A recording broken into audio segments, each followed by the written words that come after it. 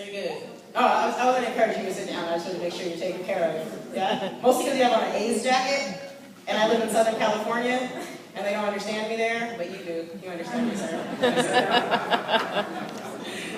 All right. You guys ready for the next poet?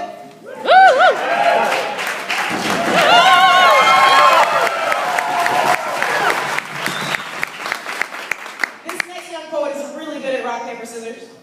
I know this for a fact. It's his second year on the Redwood High Slam team. Didn't even know there was a slam team there. When he's not reading or writing, you can find him playing trumpet. I asked him who his favorite trumpet player was. He says, I don't know, this guy Ambrose Akamusiri, who I swear to Jesus I had Ethiopian food with earlier this week. I like it when the circle stays up for me. Ladies and gentlemen, please put your hands together for junior at Redwood High School, my good friend Jason Seaweed.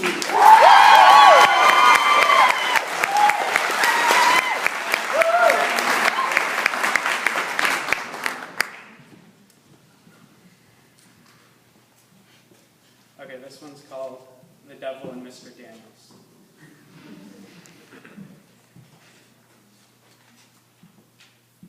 Lost souls in a lost cause.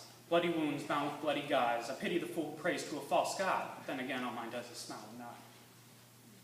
I drilled deep in the cracked earth, looking for a well to quench my thirst. A smiling wizard cast a spell here long ago. It dried till it became a curse. His name was Jack. He came by on Fridays, and fill your cup with his caramel smile wide, full of him, but you're still empty inside. I'd retreat to my closet and hide, since the only thing more abundant than tears was my pride. Lost souls in a lost cause, I'd hear him every night. Pops hangs out with Jack too much, one smell of his breath, and I knew my mom was right. They argued over their lost cause till the sun pushed open the blinds. I drowned it all out till the only voice I could hear was mine. Souls lost in purgatory, searching for a way back again. Each night's bedtime story was the slam of the front door and Pops in a puddle of gin. I was a ghost boy, never really there. My see-through smile would distract them, they'd fill their quota of care. A stark contrast existed between home and school. My interests were deeply split. I kept debating whether corduroys were still cool. Well, when I went home, I needed to deal with all that other shit. But I found solace in between leather-bound covers. With star-crossed lovers, I forgot all the conflict outside my lamplight. Because of feuding brothers, I thought my feuding father and mother would turn out to be all right. I found that beauty hovers in between bookshelves and in the dust betwixt pages. I discovered a million wonders in wisdom that is ageless. The undercover color in those black and white words ignited my imagination. And I love to read, because damn it, I could in fact alter my reality in a way that was painless. Woo! Bloody wounds bound with bloody gauze. As Jack's mighty jaws clamped down on my parents' union, parchment paper and Arthur's intoxicating words became my communion. While I was a ghost elsewhere, those storytellers reminded me what it was to be human. They cleared the confusion, and I rose out of the cracked earth. But this phoenix had had its wings clipped.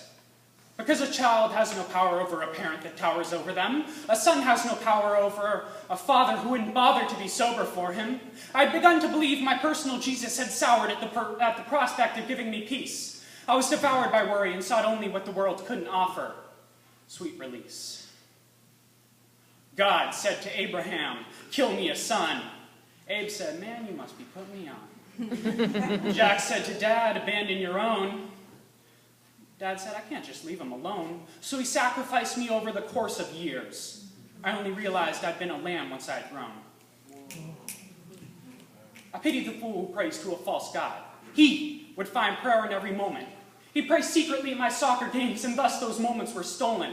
He'd pray at the dinner table. I'd peek over the stairwell every night.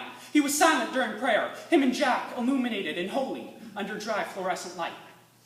But still, he was my role model.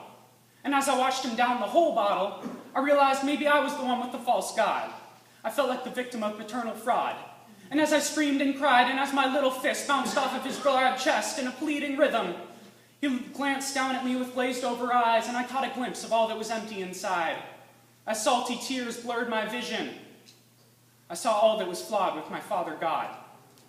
In his state of drunkenness, all he could manage was a bleary smile and a half-hearted nod. Thank you.